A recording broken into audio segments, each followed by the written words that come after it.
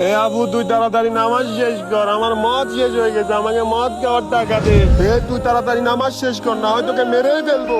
আসসালামু আলাইকুম রহমাতুল্লাহ। আসসালামু আলাইকুম রহমাতুল্লাহ। আরে তো সমস্যা কি? কি সমস্যা তুই জানিস না? আমার মদ শেষ হয়ে গেছে, আমাকে মদ খাওয়ার জন্য টাকা দে। আমি তোকে টাকা দিতে পারি, কিন্তু একটা শর্ত আছে। কি শর্ত বল? তোকে এখন এখানে নামাজ পড়তে হবে। ঠিক আছে, আমি নামাজ পড়বো, তুই মদের জন্য টাকা নিয়ে আয়। আচ্ছা তুই নামাজ পড়, আমি তোর মধ্যে টাকা নিয়ে আসতেছি।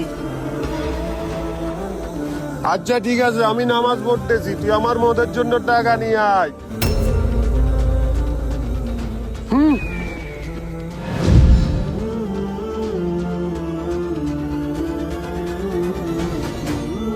এই নে তোর মদ খাওয়ার টাকা। না আপু, আমি আর মদ খাবো না। আপু, আমি নামাজ পড়ে অনেক শান্তি পেয়েছি। তার মানে তোর উপর আল্লাহ তাআলার রহমত দান করছে। জি আপু, হেদায়েতের মালিক একমাত্র আল্লাহ।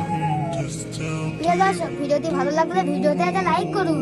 আর এরকম ইসলামিক ভিডিও পেতে চাইলে আমাদের চ্যানেলটি সাবস্ক্রাইব করুন।